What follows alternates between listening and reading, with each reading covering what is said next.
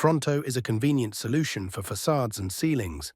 The shape of the profile allows for vertical and horizontal installation.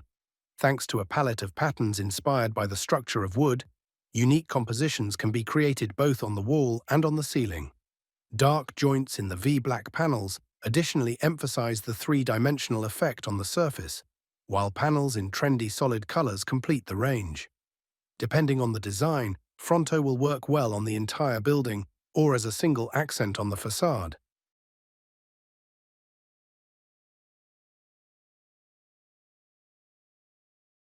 For proper installation, you will need basic tools such as a spirit level, tape measure, square, scissors, hammer, knife, pencil, drill and power tools such as a drill driver and chop saw.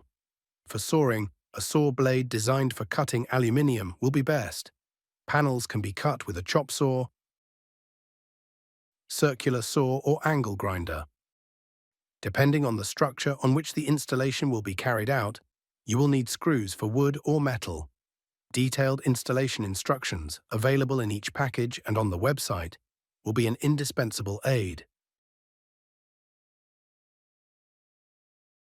The first step in facade installation is the preparation of the substructure. This is a labor-intensive operation that takes up 70% to 80% of the total installation time. However, a correctly executed substructure guarantees the correct completion of the facade and an excellent end result. The substructure also allows for adequate air circulation between the wall and the facade. For this purpose, the substructure must be installed at a height of at least 50 mm from ground level, with at least 20 mm of space left at the top edge of the wall. The same values should be maintained for the installation of trims and panels. For the substructure, you can use wooden battens or metal profiles. The spacing between the battens or profiles to which the panels will be directly fixed should be a maximum of 40 cm from center to center of the batten or profile. To prepare a wooden frame, use wooden battens, which should be made of good quality wood, not free, impregnated, and with a moisture content of 15 to 17%. The battens should have dimensions of at least 30 by 22 mm. Use 35 mm screws for wood to fix the panels to the wooden substructure. First install the horizontal battens along the length of the building, spacing them according to the type of insulation used. Then fill the space between the battens with insulating material and place the vapor barrier membrane on top. If you plan to install the panels horizontally, the next step is to install the vertical battens, which will be the base for installing the panels and provide ventilation space between the wall and the panels. Install them at a maximum distance of 40 cm from the center to the center of the batten. If you plan to install the panels vertically, the vertical battens installed on the insulation layer may have a spacing of more than 40 cm, as the horizontal battens, which will serve as a base for the installation of the panels, with a spacing of no more than 40 cm, will be fixed to them.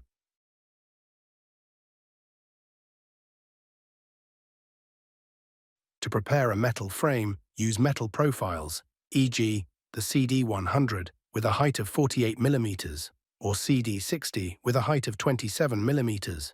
When installing horizontally, the preparation of the metal frame starts with the fastening of the fastening hooks, which enable the vertical installation of the metal profiles to the wall with a maximum distance of 40 cm from the center to the center of the profile. Next, apply thermal insulation to the attached hook and puncture it. A vapor barrier membrane is applied to the thermal insulation, and then metal profiles are attached to the fastening hooks, which will serve as a base for installing the panels horizontally and at the same time ensure adequate ventilation between the wall and the panels. The excess hook length should be bent, with the ends slightly entering the insulation so that it adheres properly to the wall. If you plan to install the panels vertically, a layer of profiles laid horizontally with a maximum distance of 40 cm between them must be installed on top of the vertical profiles, which in this case can be spaced more than 40 cm apart. When installing the panels on a wall insulated with expanded polystyrene foam and bonded with adhesive with an embedded mesh, it is necessary to fix the substructure battens with dedicated mounting anchors, such as Hilti HRD-UGT. The installation of the Fronto panels is made easier by a series of matching trims. First of all, we have the SV11 starting trim, needed to start the horizontal installation.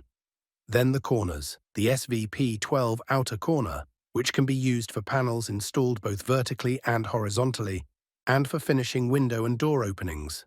The Mini SVP 12.5 outer corner is a more subtle alternative to the SVP 12 trim, and can also be used for outer corners in both vertical and horizontal installation. We also have the SVP 12V outer corner for vertical installation dedicated exclusively to panels installed vertically. This corner is flush with the surface of the panels, which is why it must be placed inside the SVP 15 trims fitted horizontally on the lower and upper edge of the wall. The SVP 14N trim is used with the SVP 19 facade trim to finish off window and door openings and to reinforce cut panel edges. The SVPJ trim is very commonly used for finishing the edges at the top and side of the wall, as well as in the inner corners or as a starting trim for vertical installation. The SVP18 connector is used to join panels installed horizontally lengthwise. The SVP 16.5 drip edge trim is used to channel water away from the building wall and, in combination with the SVP 15 trim, makes it possible to join panels installed vertically height-wise. The SVP 19 large facade trim, in combination with the SVP 14 trim, is used to finish off window and door openings and to neatly cover substructures. The SV17 small facade trim has similar uses to the SVP19 large facade trim.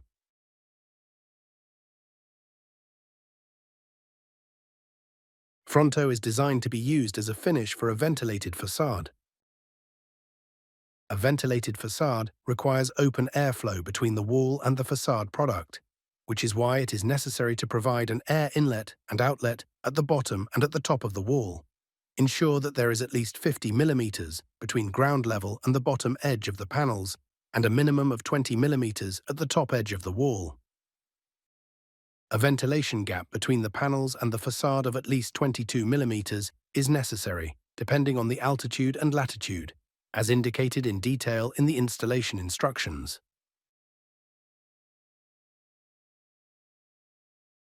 The need for adequate expansion joints is related to the expansion and contraction of the panels under the influence of the ambient temperature. The size of the joint depends on the ambient conditions and the temperature during the installation. These values are precisely defined in the installation instructions available on the website. A so-called fixing point is only used when the panels are installed vertically to stabilize the direction of contraction and expansion due to the ambient temperature. For the fixing point, it is best to choose the second batten from the top or the middle batten. This will prevent the panel from moving uncontrollably. Depending on where on the batten the mounting hole is, the following fixing methods are possible. At the edges of the mounting hole, between the mounting holes, or at the edges of adjacent mounting holes. The panel is fixed by screwing the screws into the mounting holes. Try to place the screws in the middle of the mounting holes and do not tighten them all the way, leaving slack for the panel to move.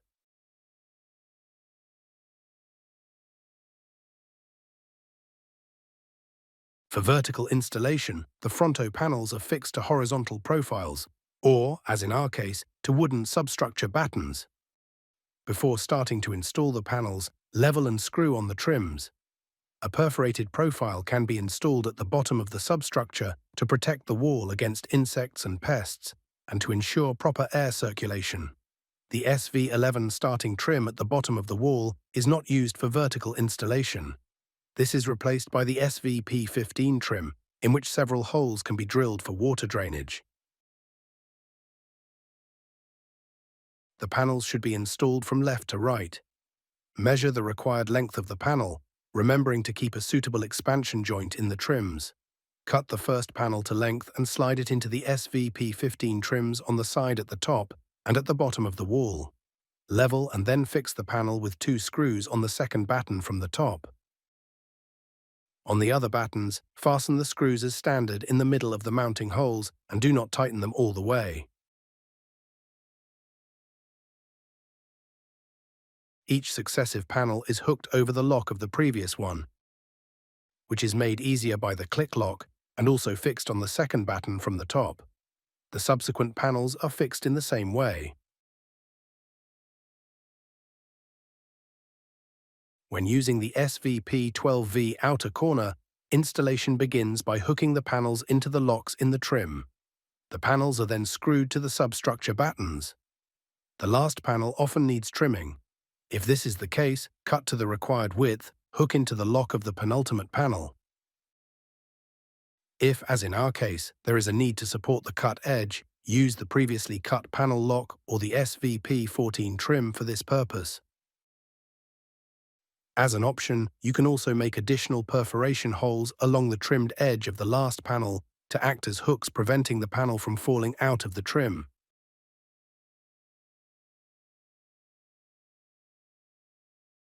For horizontal installation, the Fronto panels are fixed to vertically laid battens, or, as in this case, to metal substructure profiles. The actual installation of the slats starts with the leveling and fixing of the vertical trims. A perforated profile can be installed at the bottom of the substructure to protect the wall against insects and pests and to ensure proper air circulation. Next, install the SV11 starting trim needed to install the panels horizontally. All the trims must be accurately leveled using a spirit level to ensure that the panels are installed correctly. When determining the length to which the panels must be cut, remember to maintain the correct expansion gap in the trims. The panels should be installed from the bottom up. The first panel is clipped into the starting trim and slid into the vertical trims. It is very important that the panel can move in the trims. To ensure this, position it more or less in the middle, i.e., with the same expansion gap on both sides. Then fasten the panel with screws. Try to place the screws in the middle of the mounting hole and do not tighten them to allow the panel to move. The subsequent panels are clipped into the lock of the preceding panel. The panel is correctly installed when you hear the distinctive click of the lock. Thanks to the click locks, once assembled, the panel is firmly in place and will not fall down. This allows you to reach freely for tools and install the panel without additional assistance. Each subsequent panel is installed in the same way. The slats installed horizontally are joined lengthwise using the SVP18 connector. Joining with this trim will be necessary for wall lengths of more than 3 meters. The joint location must be planned before installation and the connector trim fixed on a double or, if necessary, triple batten.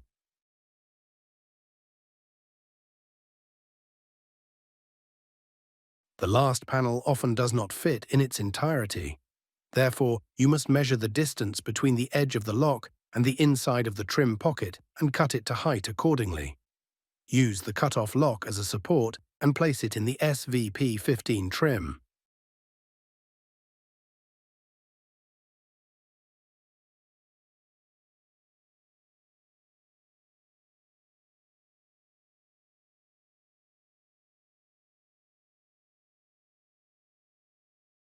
You can use 1 or 2 J-trims in the inner corner. When using only one SVP15 trim, remember to leave space on the other wall of the corner so that the panel can be inserted there. When using 2 SVP15 trims, fix them to both sides of the corner.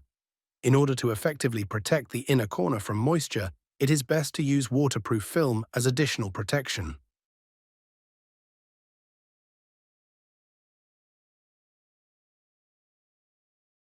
To finish the window and door recesses, it is best to use the dedicated SVP19 large facade trim and the SVP14 end trim. At the inner and outer edges of the recess, install the battens or profiles to which the trim will be fixed. Inside the recess at the junction between the battens and the window or door frame, on both sides and at the top, install the SVP14 trim. The trim must be installed so that its pockets connect behind it. The facade trim must be measured and cut so that it fits the dimensions of the opening and proper drainage is ensured, as described in the installation instructions. The trim sections prepared in this way are joined together and inserted into the window opening. The ends of the SVP19 trim sections are inserted into the SVP14 trim. Alternatively, the SVP12 outer corner and the SVP15 universal trim can be used. Inside the recess, at the junction between the battens and the frame of the window or door, on both sides and at the top, install the SVP15 trim. The SVP12 outer corner is fitted to the outer edge of the recess. The outer corner sections need to be prepared so that water can flow into the drainage channels. The exact method of sizing and cutting the trim is shown in the installation instructions. This is what correctly cut corners should look like. They are connected in such a way that water can drain away from the facade. The prepared trims are attached to the substructure at the outer edge of the recess. Once they have been secured, it is enough to place the panels cut to length in the pockets of the trims. When determining the length of the sections, remember about the expansion joints. Panels installed vertically are joined with the help of the SVP 16.5 drip edge trim and the SVP 15J trim. To do this, first install a drip edge trim over the top edge of the vertically installed panels, and then above it install a J trim, which will serve as a starting trim for the next row of panels. Water drainage holes can be pre-drilled in the J trim. The joint location should be planned before installation, and the substructure battens installed at the appropriate point.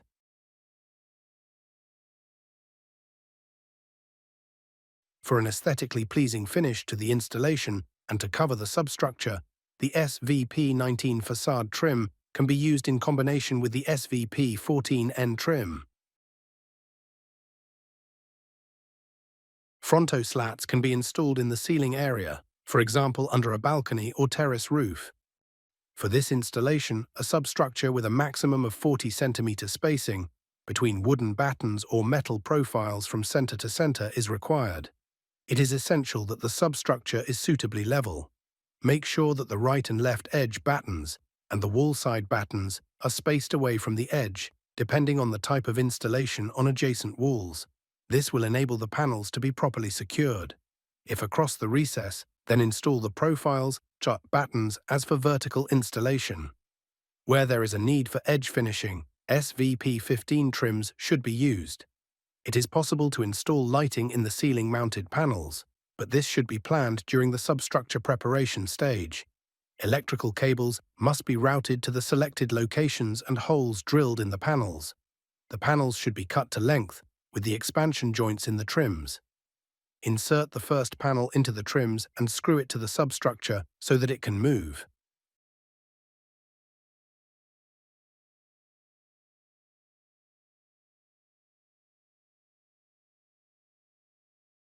Each subsequent panel is installed in the same way.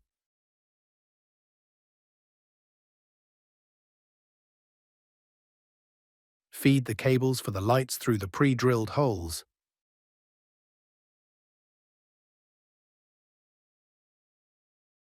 The last panel should be cut to the required width, inserted into the trims and clicked into the lock.